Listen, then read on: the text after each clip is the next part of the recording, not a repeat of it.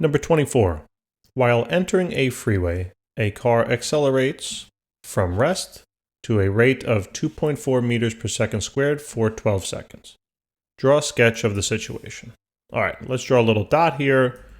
We'll sketch it on out very quickly. It doesn't have to be a Picasso. So it says that it's starting from rest. So this particular point here will be the initial velocity. And it's starting at rest, so that means it's 0. I'm going to use the units of meters per second.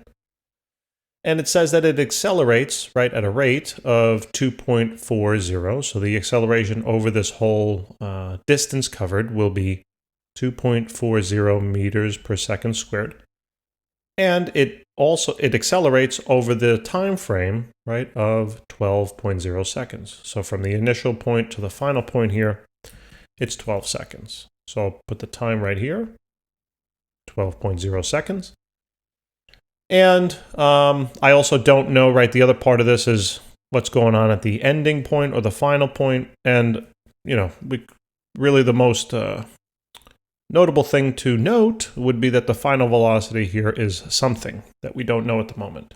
So that would be a full sketch. Then for part B, it says list the knowns in the problem. I did that already. Now it says how far does the car travel in those 12 seconds? Okay, so it says how far, right?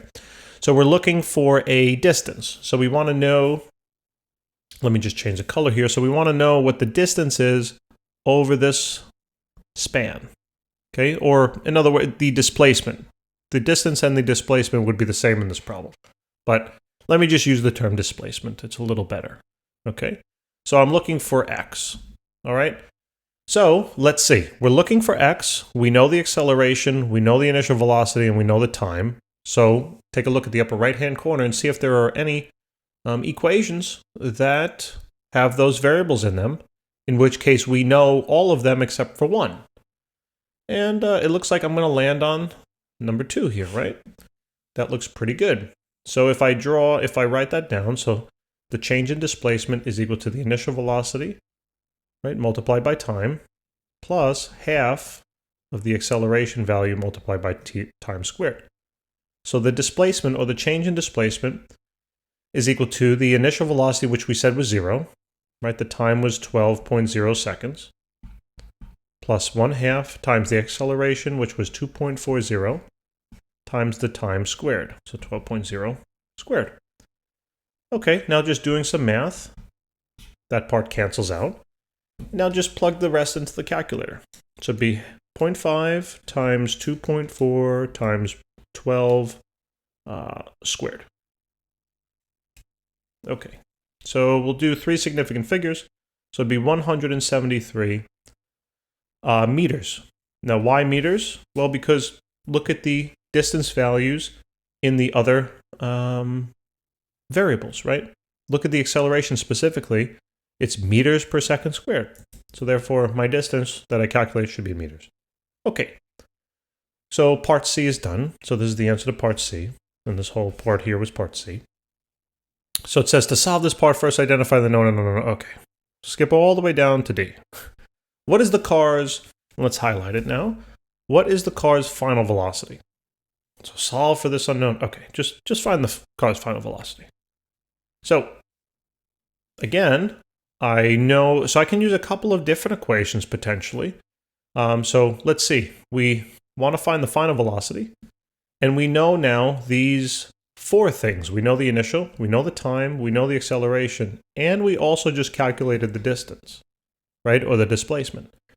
So you might say, well, great, it looks like I can use possibly 2 formulas, right?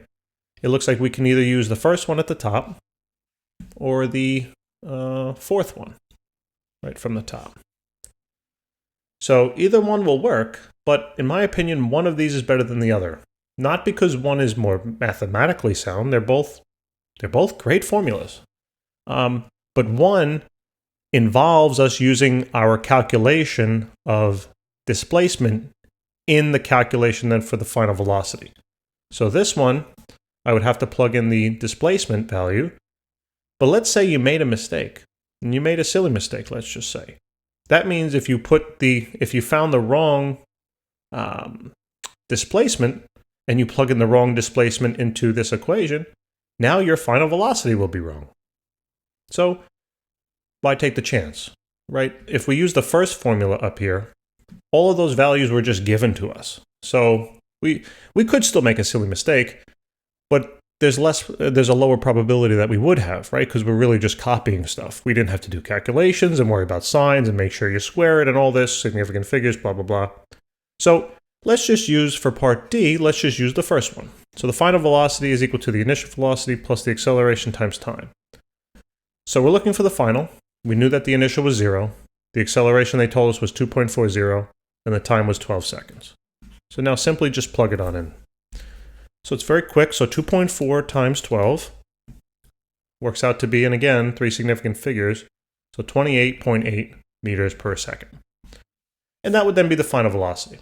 All right. Thanks, guys, for tuning in. Remember, please subscribe, and I will talk to you next time.